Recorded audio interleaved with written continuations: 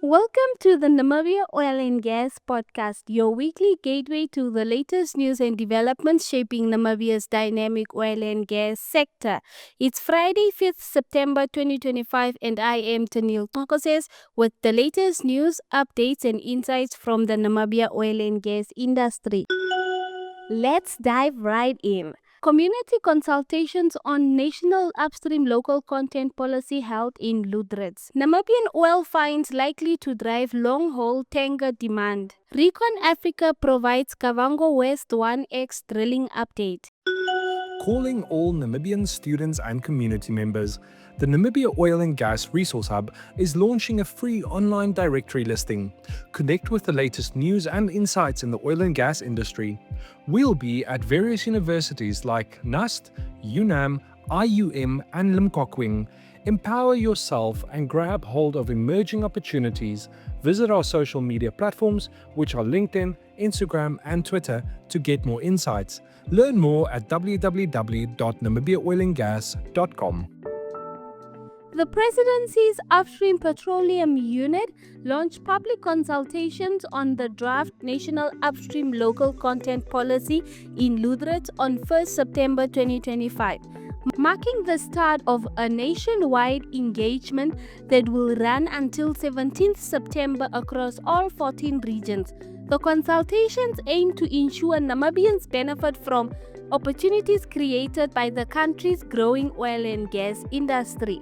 Regional leaders emphasize the importance of inclusivity and broad participation in shaping the policy framework. Governor David Gertz stressed shared prosperity, while Deputy Head of the Upstream Petroleum Unit, Carlo McLeod, reaffirmed government's commitment to skills development, job creation, and empowering local businesses.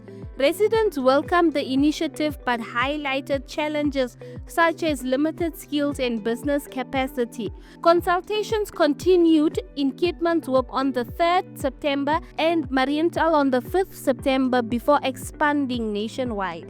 Recent discoveries in Namibia's Orange Basin, including Total Energy's Venus and Galp Energia's Mopane fields, are expected to create new long-haul crude tanker trade routes, particularly to Asia, according to analysis by Puden and Partners. The fields, estimated to hold over 10 billion barrels of oil and gas equivalent, could each be developed with floating production, storage, and offloading units, potentially producing close to 400,000 barrels per day combined. Namibia aims for first oil by 2029, with the potential for production to exceed 700,000 barrels per day within a decade if further finds are confirmed. While Nigeria has invested in refining capacity, Namibia is more likely to export its oil as crude, creating new demand for Suezmax and VLCC tankers.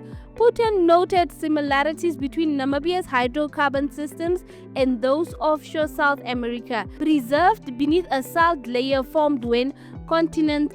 ReconAfrica has provided an update on drilling progress at its Kavango West 1X exploration well, which started on 31st July 2025. The well is currently drilling the 8.5-inch section at 1,910 meters and remains on schedule to reach total depth by late November. Final casing is expected to be set around 2,400 meters before entering the Otavi Reservoir, the primary target for the Damara Fault Belt Plate. President and CEO Brian Rainsborough praised the Namibian operations team for their efficiency and safety record, noting that more than 1,500 meters of reservoir sections are planned to be drilled before reaching the target depth of 3,800 to 4,250 meters. The company expects to provide periodic drilling updates while full well results anticipated at year-end. This well is considered a potential play opener for the basin. Thank you for listening to this week's episode of the Namibia Oil and Gas podcast. If you would like to contribute with news and information, please contact us at info@namibiaoilandgas.com. For more news, information, resources, and updates of the week, visit www.namibiaoilandgas.com. Join us next time as we continue to explore the top stories driving Namibia's energy future.